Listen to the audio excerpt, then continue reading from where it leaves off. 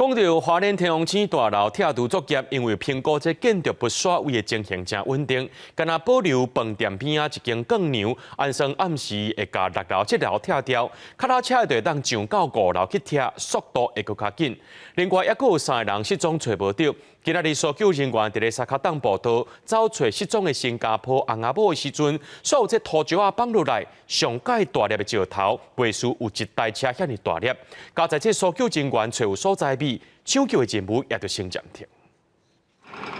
下骹怪手当咧协助清理红毛土角，官府讲拆除的过程当中，若是看到动物会暂缓作业，互动物先走出来。目前当加速咧拆除，按算12暗会当甲7楼、甲6楼拢拆好了。拾得民众的物品都会送到那个刑警的帐篷这边做一个登记，晚上会将7楼跟6楼这边完成拆除。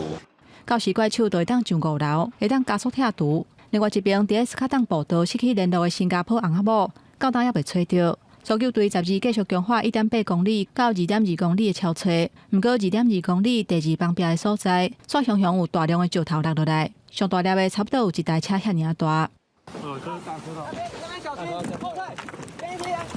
搜救队员甲搜救犬差一点就去互6楼的石头撞到，考虑安全，搜救行动国部长都要先暂停。有大量的落石崩落，所以我们同仁还有搜救犬目前在闪避，然后刚刚已经暂停了我们的搜救行动。另外一边，中和矿场伫咧找姓肖的司机的时阵，嘛发生意外，6楼的石头讲到整理路面的怪手，地势油讲受损，不过并无影响搜救行动。大型的机具已经去到传出歹味的热区，地动了后有袂少所在受损，不过所有游客无够安全，走入去已经封起来做成步道。这条步道有几个所在放弃，路基嘛因为6楼的石头受损。林业署委托施工的业者清运，游客偷偷走入去，或者施工的人员是真烦恼。我们评估这段步道目前算是还蛮危险的，我们是在前面有做了2道的封闭方式。